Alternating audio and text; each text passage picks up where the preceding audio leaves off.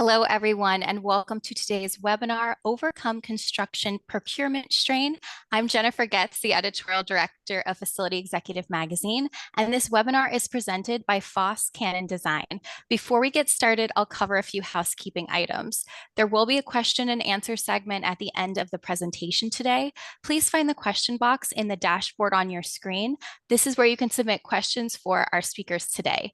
If at any time you experience a technical difficulty, please send us a message via that question section and someone on our team will answer you privately.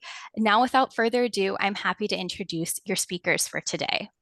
So James Matz CJP is the National Account Manager for Foss of Cannon Design. He is passionate about job order contracting and has an extensive background in facilities management, construction procurement, JOC project management, and cost estimating. Dennis Downs is the Regional Account Manager for Foss of Cannon Design. He comes with over 25 years of construction and project management expertise across both public and private sectors across Southern California. And now I'm also happy to introduce Rich Foley, who will be facilitating the webinar today. Rich, take it away. Excellent. Thanks, Jen.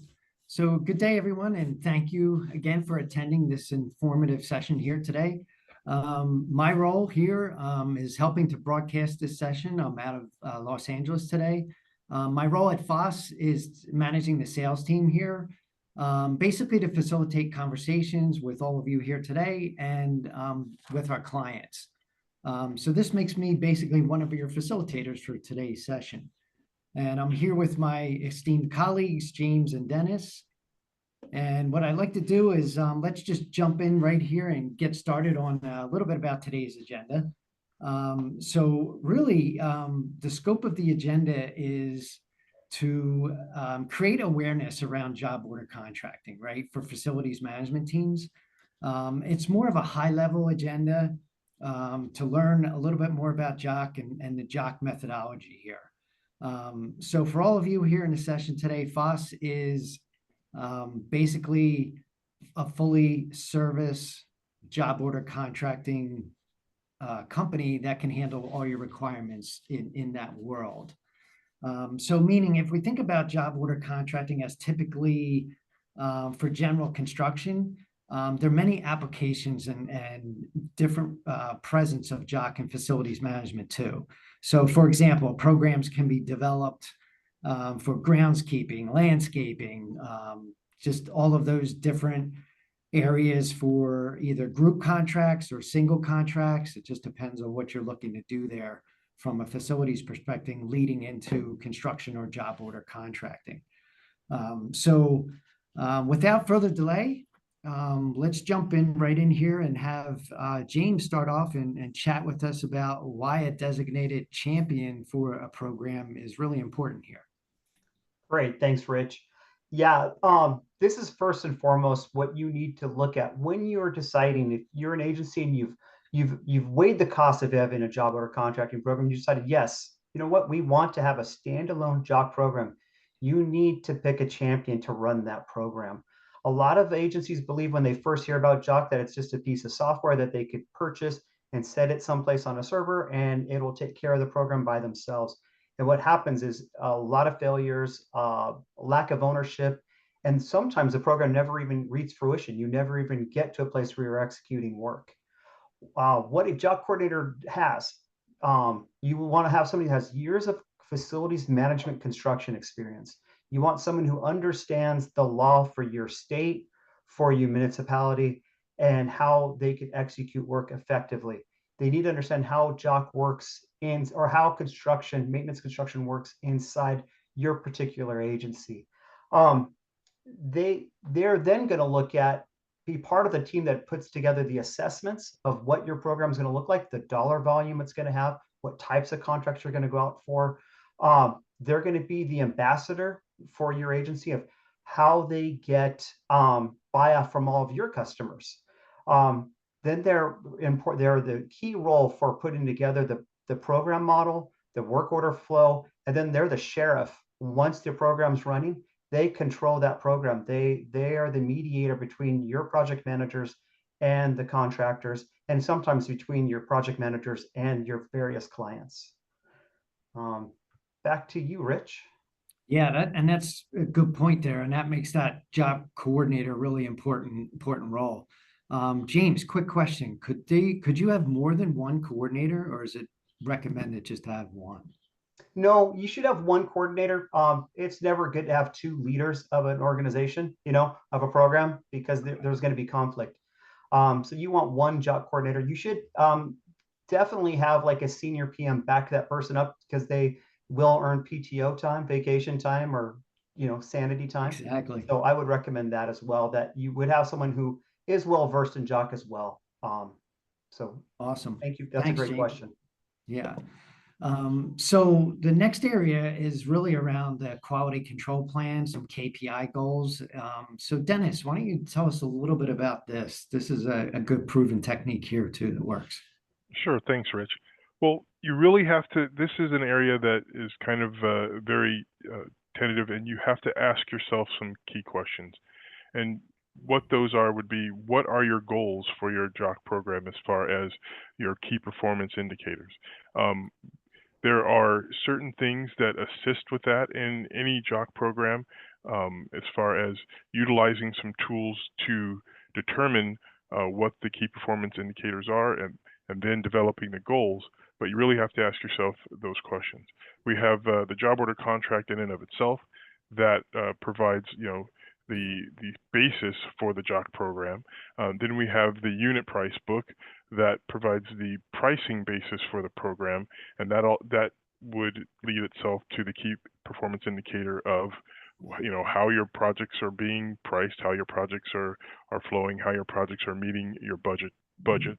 Then you have the software, which is a tool that you can utilize to make sure that your goals are being met. If one of your goals would be reporting for your contractors, then that the software can be utilized as that tool to facilitate that reporting for small contractors, for SBE, for DVBE, for WBE, things of that nature. And then you also have the collaboration aspect of it, and that speaks to if your key performance indicator is going to be the speed in which you get your projects into construction and then all the way through to completion. The collaboration of your internal team and also your JOC provider and the people that are dealing directly with the projects, that is kind of the whole package as far as determining what your key performance indicators will be, and the goals that your key performance indicators want them to point to or to provide you information for. But that's really where the key performance indicators point to and how they are utilized in the JOC program. Rich, back to you. Yeah, that's a good point, Dennis. I mean, all of that put together really gives you those KPIs and handles those goals in the end. And I know during all those processes, there's definitely some workflow that happens, right? And how is that managed? So James, why don't you take us through a little bit about the program level workflow? Right. So at this point, you've decided who your job coordinator is going to be. You've created your KPIs. You've looked at how your agency is going to use JOC, how much maintenance construction you're going to be doing, and you have to put together a formulated plan of how you're going to get to the place where you're going to be able to have awarded contractors and executing work, because at the end of the day, that's what you want. So this is a quick Gantt chart showing you what that looks like. As a quick timetable, the fastest we've ever executed this is 66 days. I would not recommend that. That's a very fast process, and it had some hiccups on the back end that took a little bit of time to resolve. But if you don't have a job coordinator, I've seen these last for years where they've never even got off the ground because there's no pointed person who's responsible to make sure these things happen. A goal for a job program to be from the decision to go forward with it to the point where you have awarded contracts to the contractor, a good goal is 180 days. That's about the time it takes to put this plan together. And you could look at the slide. I don't think I want to read through this entire slide, but you need to have a few key points. You have to understand what type of contracts you want to have. You need to understand what the needs are for your agency. What type of KPIs are they looking to award to small contractors and increase that marketplace? Are they looking for big DEI numbers for their KPIs? And you have to put those things into the equation. Then you have to do decide if you want to do pre-qualifications, go through that.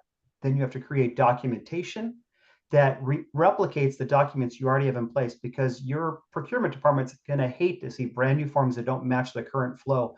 And if they don't match the current flow, they may get kicked back to you. So you need to spend time making documents look the same. You need to create some type of software or hire a third-party consultant like SimpleBid to come through and make that for you, make up that software to track all those KPIs and be able to trend how your program is performing.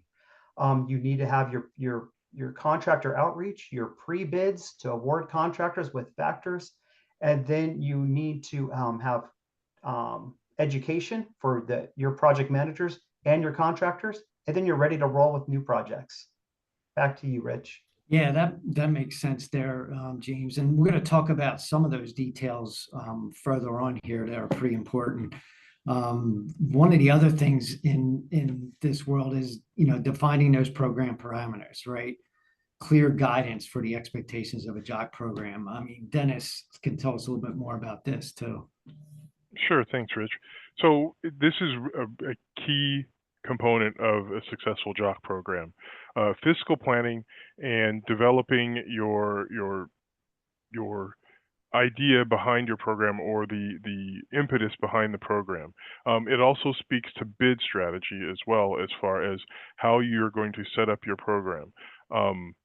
If you decide to implement a program, you need to really carefully look at either your facility assessment plans or your facility assessment reports, or your budgeting forecasts, or your funding sources for the projects that you plan to complete within the JOC program.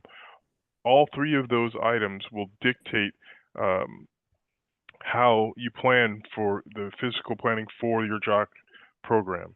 It also will dictate your bid strategy for your JOC program, whether you're going to go into a low bid scenario for your JOC program or a best value scenario for your JOC program. And we'll get into more detail about that later. But this is a very critical step in developing the plan for your JOC program. Your fiscal planning is going to be affected by, as I said before, possible funding sources. If you're going to be doing projects that have federal funds, if you're going to be completing projects that have state funding, if you're going to be completing projects that have mandates for, for any type of physical requirements or participation requirements, that all has to be considered when setting up the planning for your JOC program.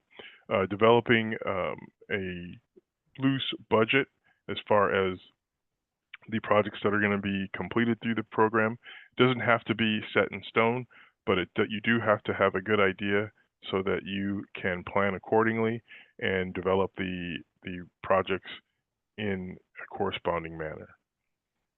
Back to you, Rich. Yeah, there's some good points there, Dennis, especially with the bid strategy side. The other area, another area really is that outreach plan and a little bit on the JOC education. This is something that James is very familiar with, so we'll have James talk a little bit about this. Thanks, Rich. Yeah, so the first thing we're going to touch on is the outreach plan. Especially if you're a program that's new to JOC, you've never done JOC before, but you want to do a JOC program. You want to reach out to your construction community. You probably have your favorite contractors that have been taking care of you for years, and you'd like to continue that relationship. And that's a good sign. That's a good JOC contractor. If they've been working for you in the past and they're doing a good job, I would encourage them to come become a JOC contractor, because they already understand what it takes to build a relationship. And that's a key for job order contracting. So you do these outreaches prior to advertising for bid.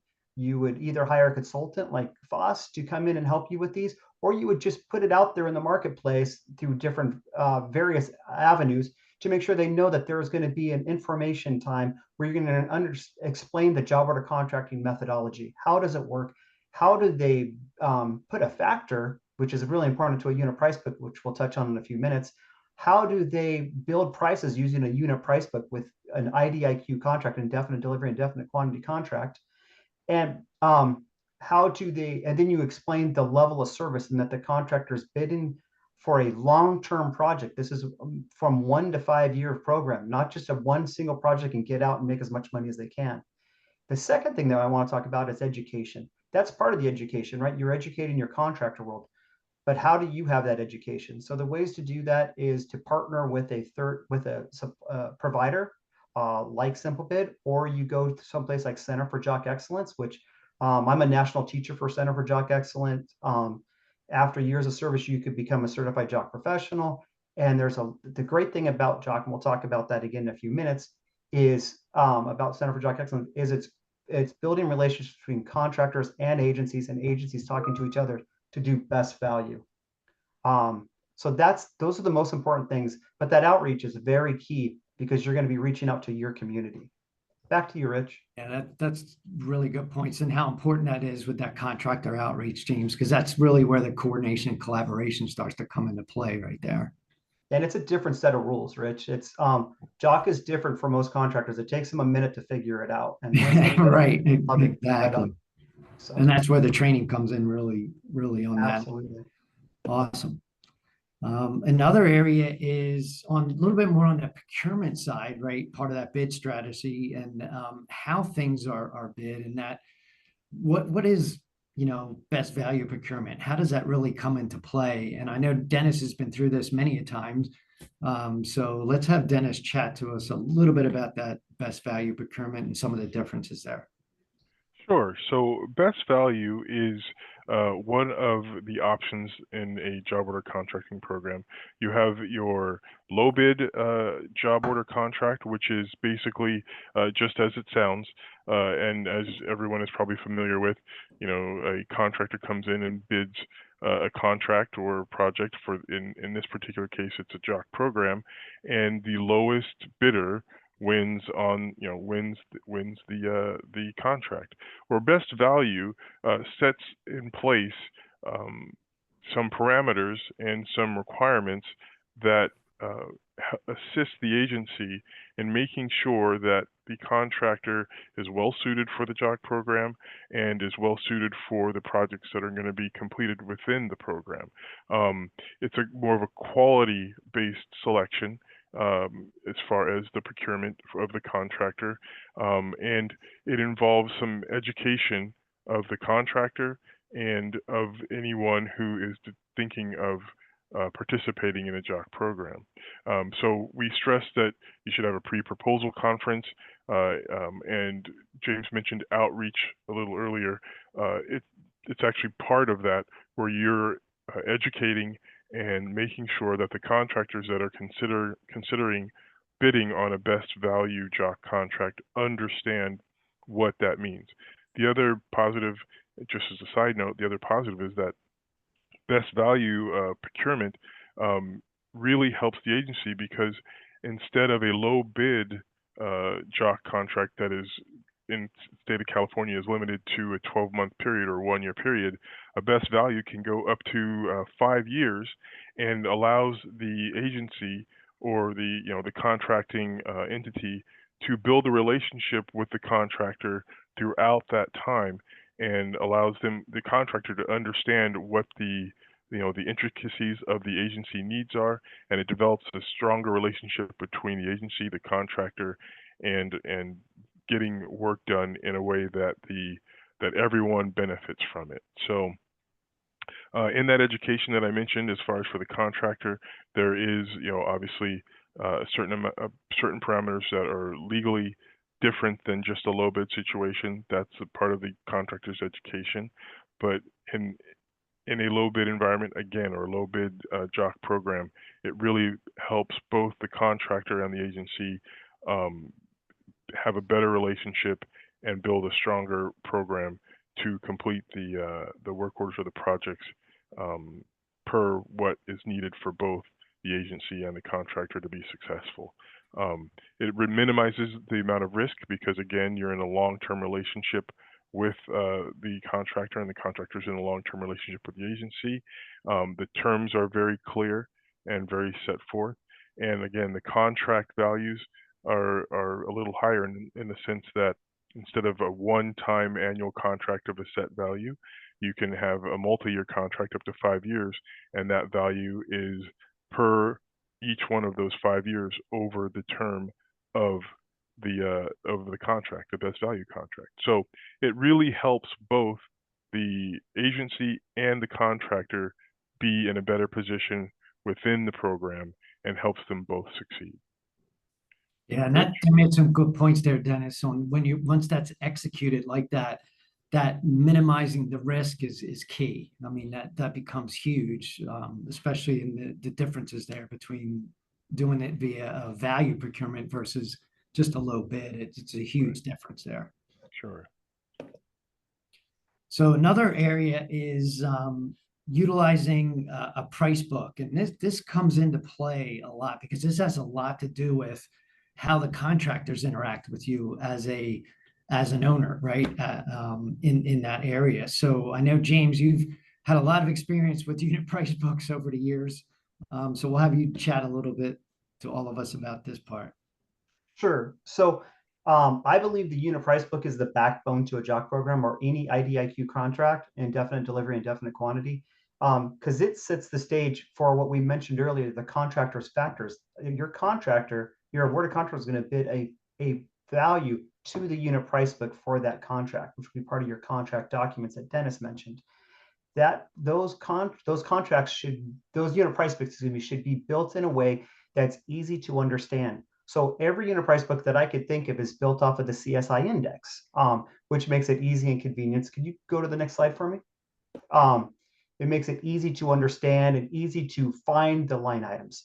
Now, there are different types of unit price books out there. Some are built on assemblies, which they group tasks together. Like if we're saying a wall, for instance, where it's the entire type of wall, everything included for that wall, depending on the type of wall you want.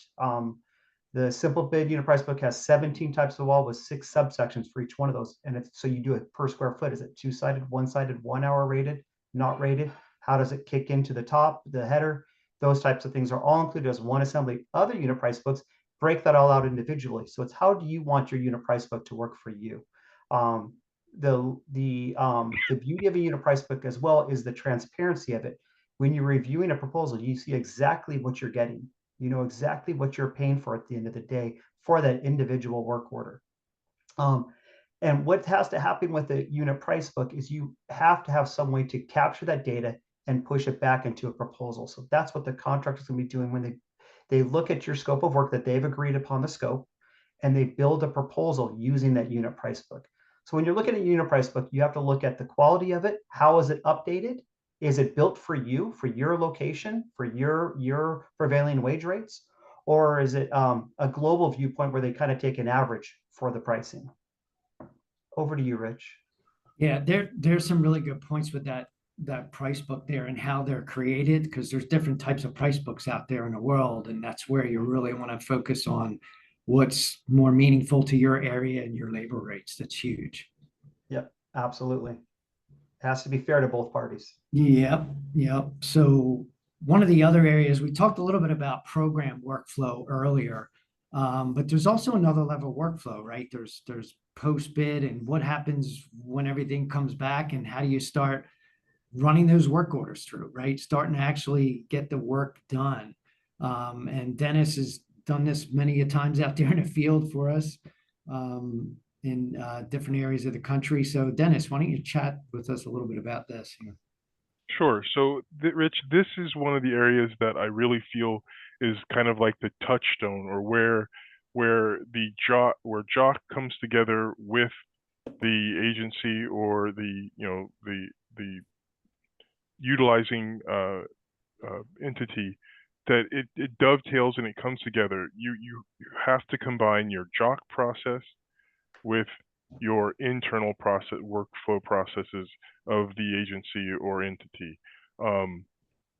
Obviously, we have the key people that will be doing that, but this is kind of where the two mesh together, and the program establishes a pattern of workflow, and the projects establish a pattern of workflow, and where everything is accomplished. So you have, obviously on the screen there, you'll see you have the 7 steps there, starting with your conception or initiation of a project or work order and flowing all the way through construction. But it's really key as far as combining your internal processes, whether that be in your accounting, whether it be in your within your project management division.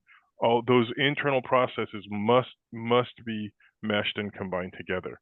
So you have your initiation step, you have your definition and plan of the project, where you are basically defining what the project is, what would be your maybe your scope of work, your detailed scope of work, and your general scope of work. Then you have your transparent launch, where you then go to the contractor and say, you give them a request for proposal and ask the contractor who has been involved in the process prior to that, as far as developing the scope of work for the project. You ask them for their price proposal. They create their price proposal, and off of that scope of work, and then you then go into the review process of that proposal, where it might be either an agency representative or the service provider in combination with the agency representative review that proposal, then accept it, and then move on to making sure that that proposal meets all the needs of the project, that the end goal of that proposal will meet the requirements of the project.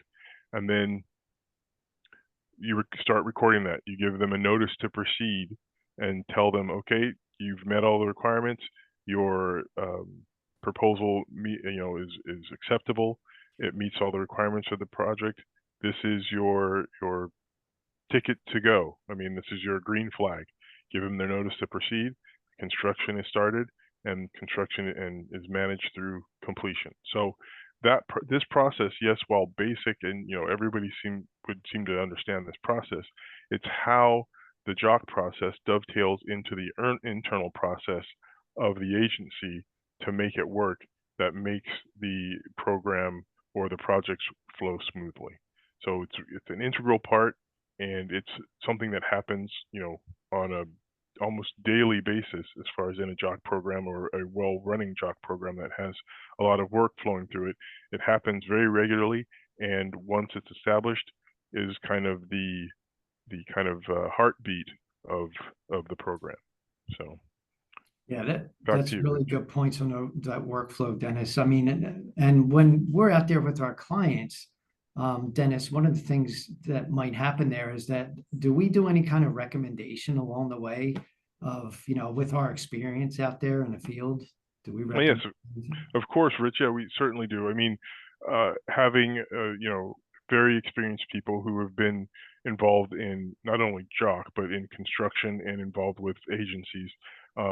When we, if we were to see something, as far as something that might be unusual, something that is maybe not noticed by someone, as far as either the contractor or the agency representative, we definitely make recommendations as far as scoping on how to achieve something, on dealing with the proposal, as far as maybe a contractor and how they're presenting their proposal or how they're going about things. We can definitely make recommendations on how to achieve the goal of the project, and make sure that when it's completed, number one, all the goals are met. Number two, everybody is happy with the outcome. The contractor is successful, the agency is successful, and the project has been successful. So fantastic. Yes, we definitely participate. That helps a lot. Thanks, Dennis. So one of the other areas that we mentioned earlier, I think James actually talked about this a little bit in the beginning, and so did Dennis, in that one component that's a collaborative partnership, right? Especially when it comes into the contractors and how the issues are solved. And James, you've been in a lot of these sessions too. So why don't you take us through how collaborative that really is?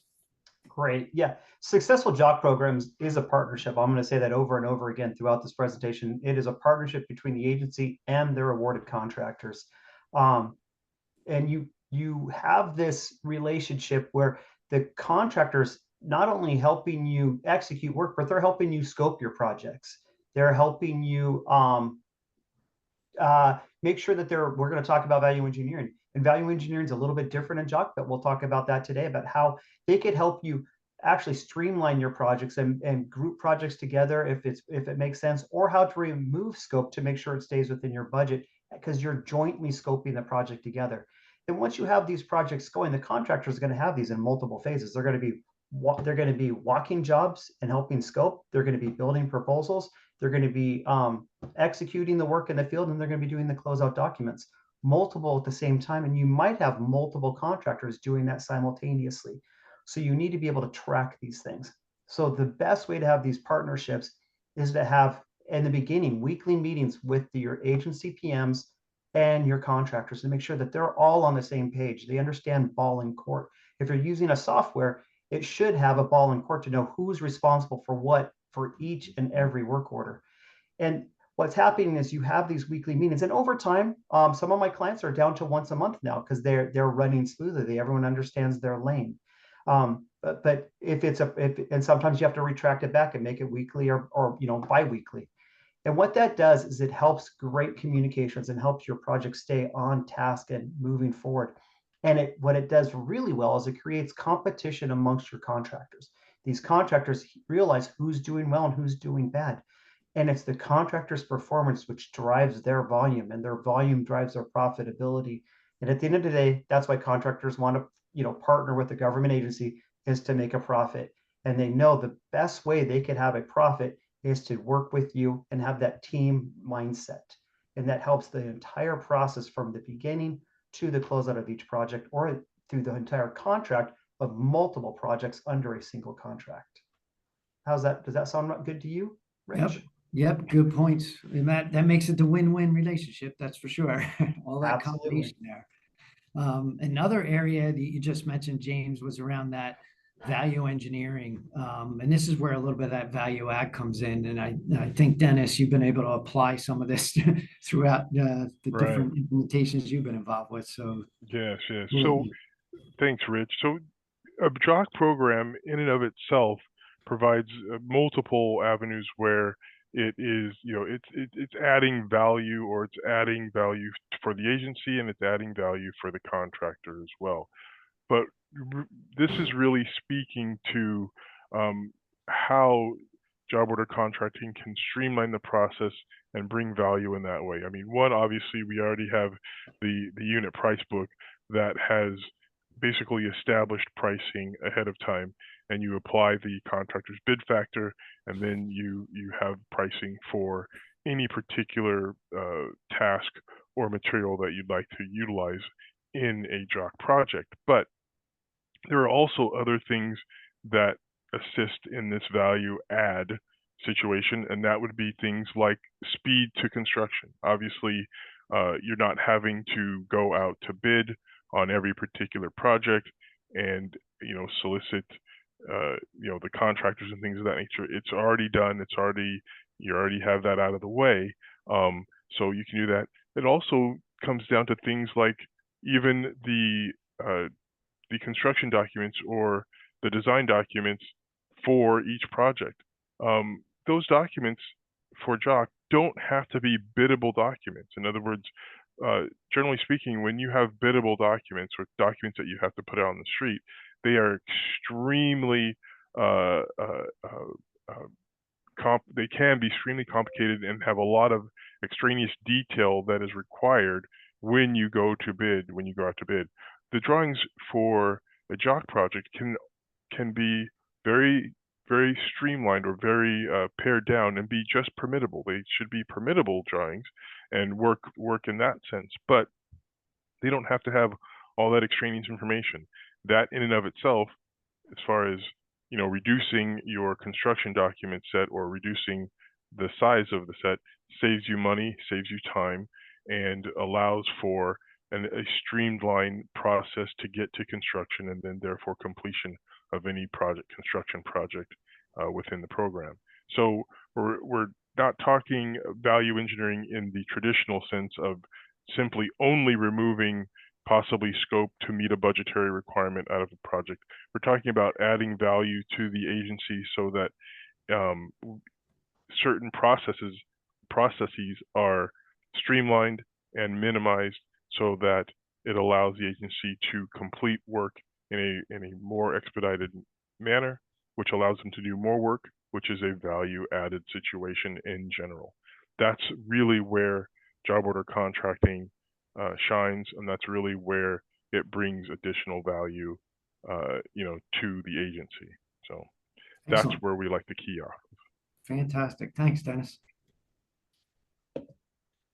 One of the other areas is really around the detailed and the scope of work. And we chatted a little bit about this earlier of how important all these different pieces are. But one of them is that detailed scope of work with the contractor. And I think, James, you've done many of these too. So why don't you chat to us a little bit about this too? Sure. And it depends on the agency and the agency's ability, what they can do. A lot of California, or almost every California agency, cannot include design in their construction. Some can now, but most can't include design. So you're going to either come to them with a full set of drawings, everything lined out for the contractor, exactly what's going to be installed. But I've seen it all the way down to a hand wave. If it's for, say, a plate of a college building, and you just want to revamp some classrooms, and you do a hand wave, like, I want to repaint this. We're going to replace the ceiling tiles. We're going to upgrade the lighting. I want new flooring in here, new cove base, and let's reskin the doors and give me a scope of work for that. I would like that scope of work in 3 days. And it could be that simple of a scope of work where the contractor goes back, they take all their measurements, they go back, they build out a scope of work, and you're like, oh, I forgot, please add blinds, or why did you include blinds, or why did you add new lock sets to the doors? I don't need new lock sets. So you lock in that scope of work, and that scope of work is key, because when the contractor is working with you, they can't argue the fact afterwards. They're not going to come after you saying, oh, that wasn't part of our scope of work, because they helped you define that scope of work. And that scope of work is going to be very important when they're building that proposal. Once you both sign off on that scope of work, because you as an agency will sign off on that scope of work, and the contractor will sign off on that scope of work, that it matches what's supposed to be done for that particular job, that particular work order.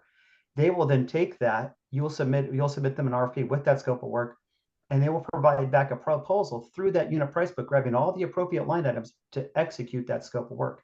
Now, the more in depth you make that scope of work, the more it protects you and the taxpayers. The more loose you make it, you're going to get something looser. It's like making chocolate chip cookies. Do you want Ghirardelli chocolate, or do you want, some chocolate that you bought at the 5 and dime store? That's the difference. Ghirardelli chocolate would be my preference every time. There you go. It's all about that accuracy for sure. Thanks, James. Absolutely. So that really leads into, when you have that correct scope, I mean, that leads into limited or no change orders. So that's really something that we want to chat a little bit about here. I know, Dennis, as you're going through all these programs, you notice this, and these are the reasons why. So talk to us a little bit more about change orders. Sure. Yes, it actually does. It dovetails perfectly into it because, as James said, the better that detailed scope of work, the better scope of work that you have, or more detailed that it is, the better the end product is essentially what we're talking about. But in job order contracting, the term change order really doesn't exist. There are no change orders in job order contracting.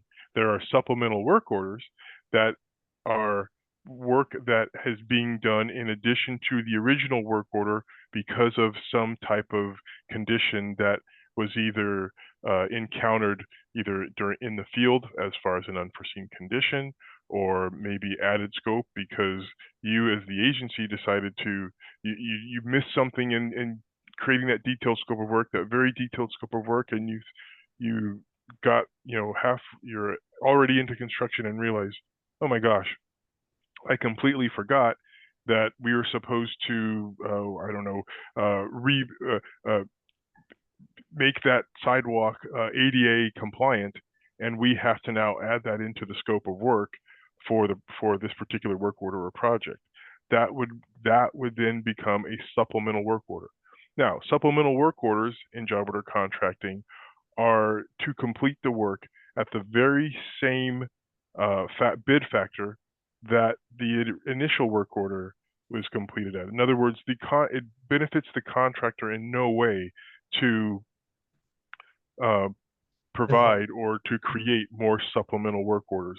Unlike change orders in the traditional sense, where sometimes contractors will angle to create situations where a change order has to be filed because that is where they can sometimes make a little more money, a little more profit, a little more within the project. In JOC, that is non-existent.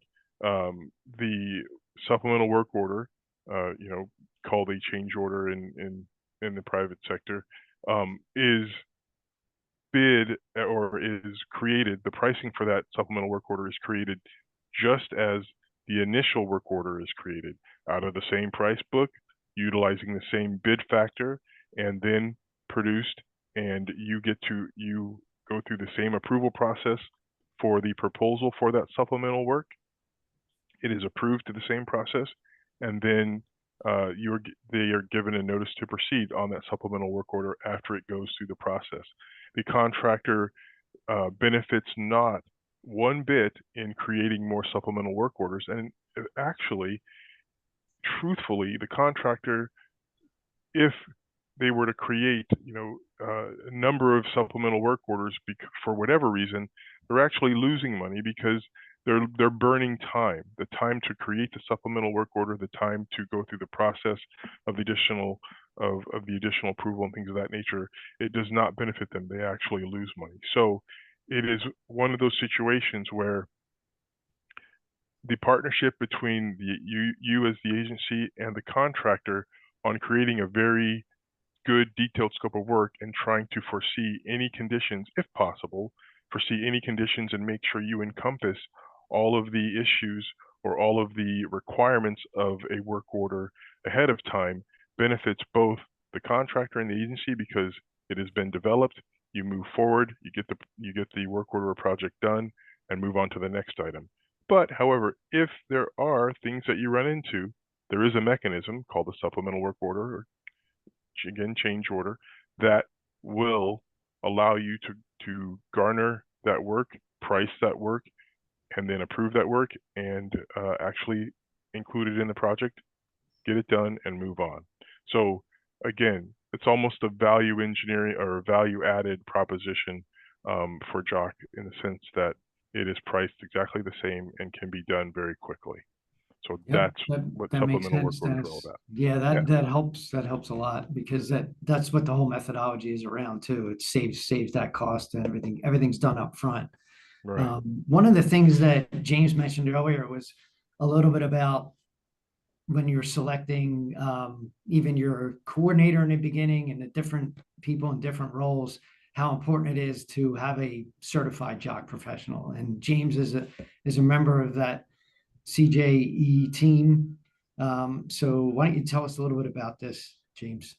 Absolutely. I'm going to go a little fast because I want to make sure I have about a minute left to do about 5 slides. So I'm going to go pretty fast through this to make sure that we leave ample time for people to ask questions. So Center for JOC Excellence is it's a great program to help people better understand how to successfully run a program, because it is people just like you, different agencies across the United States that have done JOC, and they share their ideas and what's been successful and what has failed to make sure that everyone gets better with the JOC process.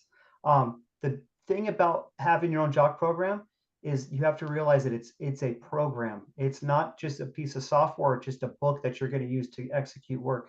It's a methodology, a completely different methodology about how to execute your facilities maintenance construction. It takes a team attitude. If you seldom use the same contractor again because you're throwing bricks at your truck when they're driving away at the finish of a project, you may not be well suited for a JOC program. If you have a long list of contractors that keep calling about, hey, we want to come back and work with you, we love working in the partnership with you, you'll probably be very suitable for a JOC program.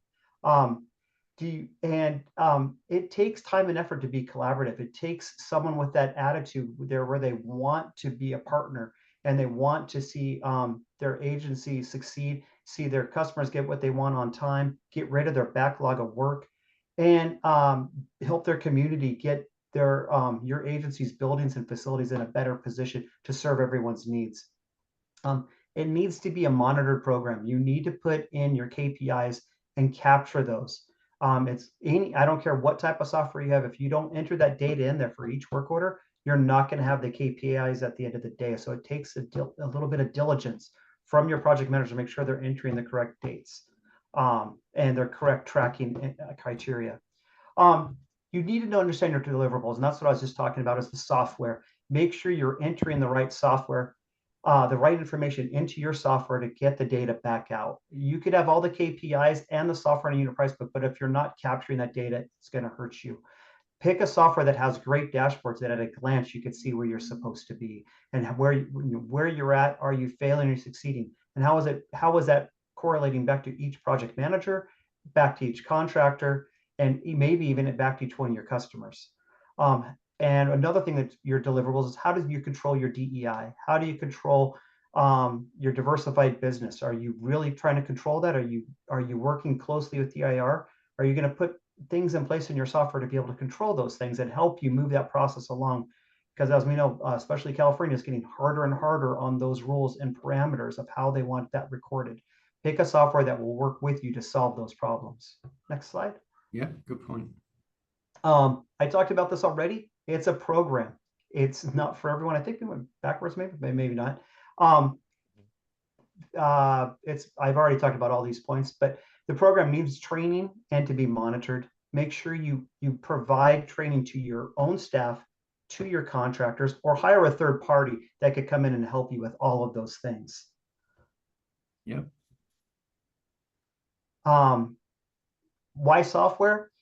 Because you need to capture all this data. You're going to be running a single contract could have from anywhere. I think the lowest I've seen is like 5 because they do some massive projects to like 30 projects under a single contract. And you have to capture all that data for each one of those projects or work orders inside that contract. And you have to make sure that they're hitting all the dates. If it's just in their own file systems, you're not going to be able to capture that data well. So you need something to put that together for you. Awesome. Thanks, James. Absolutely. So, wow, with all that information, thanks, gentlemen, for that insight. As we all learned, there's a wealth of information out here on how to manage these areas. And I'm thinking that Jennifer might have some questions in the background. So let's see what's out there, Jen. Of course. Well, first of all, I want to thank you, Dennis, James, and of course you, Rich, as well, for this informative presentation today. And I also want to thank our audience members who have submitted questions. And I encourage you at the dashboard at the bottom of the screen, that's where the question box is, as a little reminder. Now, the first question I have here is from Isabel. Are there any conflict of interest issues / concerns with a joint scoping meeting when using JOC methodology? Oh, that's a great question. Dennis, I could take that one. Maybe you take the next one. But I like that. Actually, it eliminates the conflict because you're including, when you meet your contractor, you have the idea of an outline of what the scope of work is going to be to execute whatever the request is from one of your clients. But it may not be finalized. It may be loose still. So you bring that contractor in and they could help you finalize that scope of work. And as I mentioned earlier in the presentation, you and the contractor will both sign off on that scope of work. So what does that do? That eliminates claims.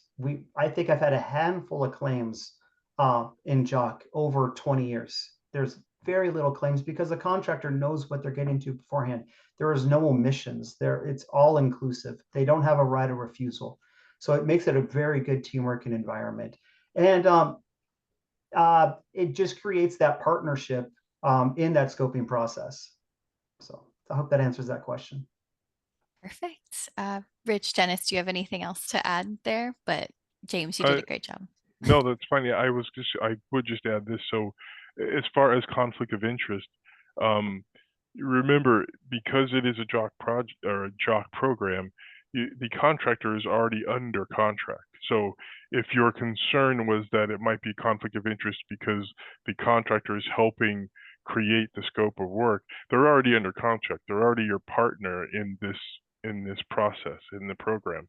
So there is no, as far as a conflict of interest regarding the contractor working to create the scope. I mean, you may be thinking of, oh, well, maybe they might try to add things in or increase the scope of work. Well, no, it's a partnership. You as the agency are right there with them, right alongside them, and you can say, no, we didn't really need that on this project.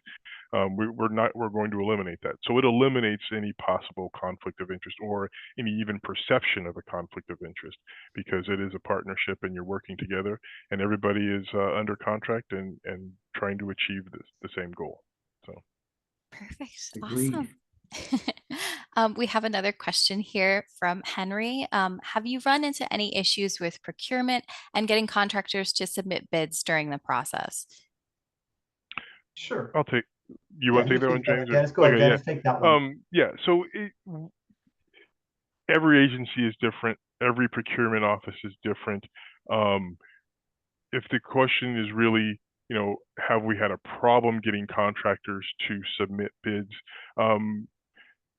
Different areas of the country provide different pools of contractors.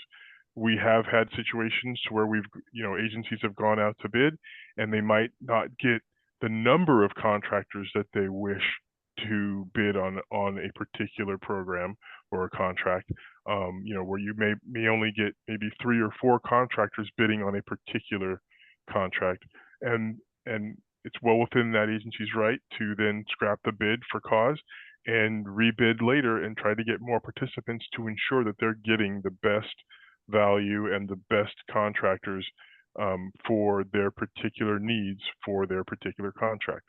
So if you're asking if there is a trend, no, we have never seen a trend of that. But it does, it happens. It's as with anything. This is still a bid environment, and you sometimes run into situations where in certain areas you may not get a lot of contractors, and the agency has to make that determination at that point in time. Do we want to go with maybe the only 2 or 3 that actually decided to bid on this contract, or do we want to scrap it and offer another bid and see if we get more participants? So it really depends on where you are in the country and where you are as far as the contract that you're offering, and things of that nature. The factors are varied there, but there's not a trend. No, we've always generally had contractors bid the contracts. Mm-hmm. Right. Thank you, Dennis. James, did you have something else to add there? Yeah. I have, over the 20 years, I've seen some locations, like agencies that are in remote places, and they come to they request to have a JOC program because they want that to solve their contracting woes of having low contractor counts. They have, very low responses. And the only way that could work is through the contractor outreach prior to bid. You have to do a very in-depth contractor outreach to reach out to those contractors. Because if you're in a remote area where you don't have the contractors, you have to broaden your scope. If you're in the Central Valley, you're going to have to go up to the Bay Area or down towards LA, Ventura, and grab contractors. And what the beauty of JOC is, then the contractors could build a factor to their unit price book. They're saying, okay, I'm willing to come work in your location, in your locale, but their factor is probably not going to be what it is in the middle of Los Angeles, Orange County, or San Diego County, where there's tons of contractors and it's small commute time and they're not paying per diem and things like that. So their factor, they would account for that in their factor. So their prices will be more expensive for your location. And that has been successful in the past. It does create that avenue. On the contrary to that, if you're looking for specialty contractors and you're trying to pinpoint and bring out different types of contractors, that the contractor outreach would also help with that, to bring those type of contractors to get the response that you're looking for.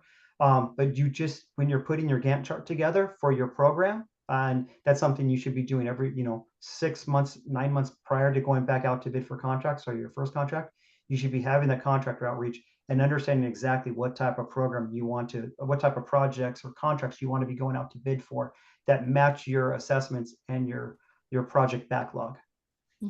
Perfect. Thank you. We have a question here that came in from Steve. What process is used to keep the unit price book current?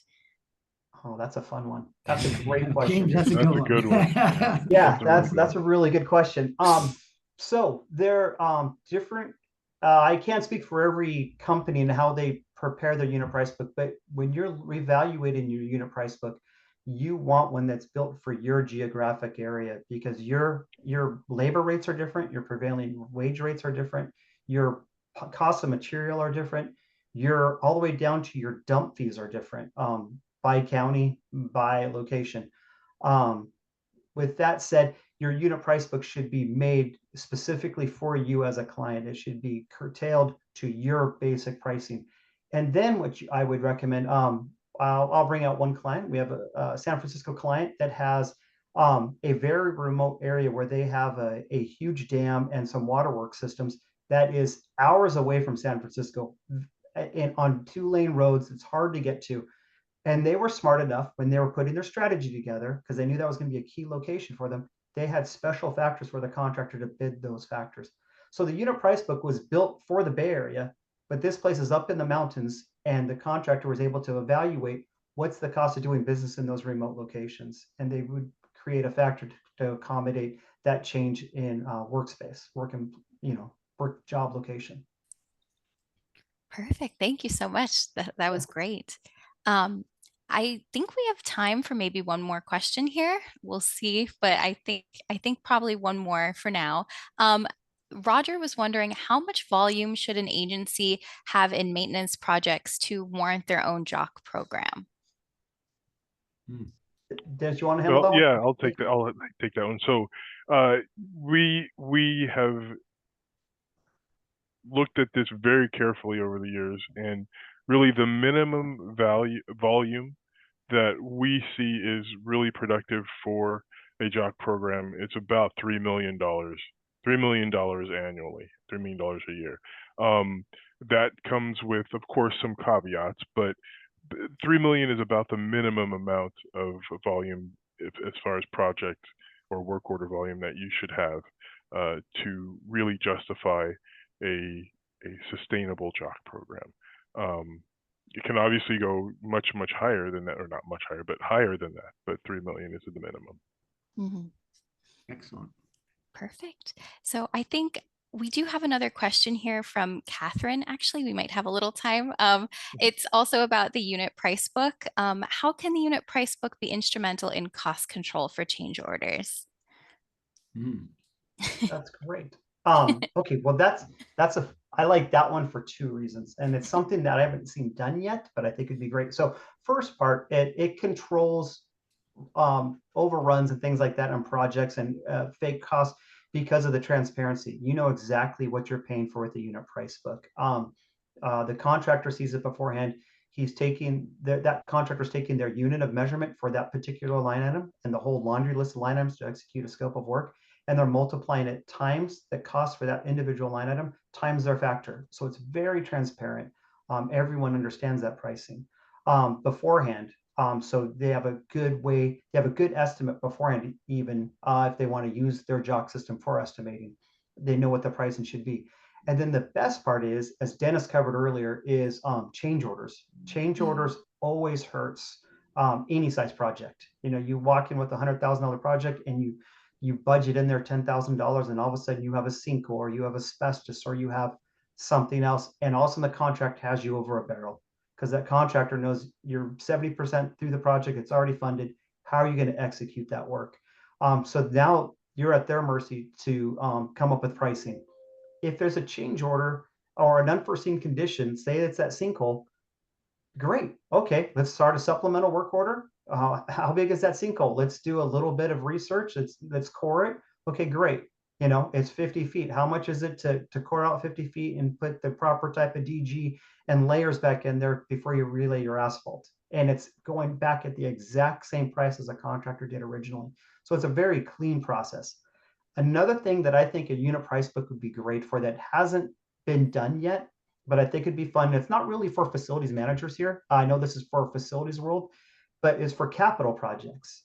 I would think it would be a beautiful tool when you're doing a capital project that you agree in the front end that you will be using a unit price book to cover unforeseen conditions or change orders through that bid process, that the contractor will then be locked in to that unit price book for any type of change orders or unforeseen conditions on even capital projects.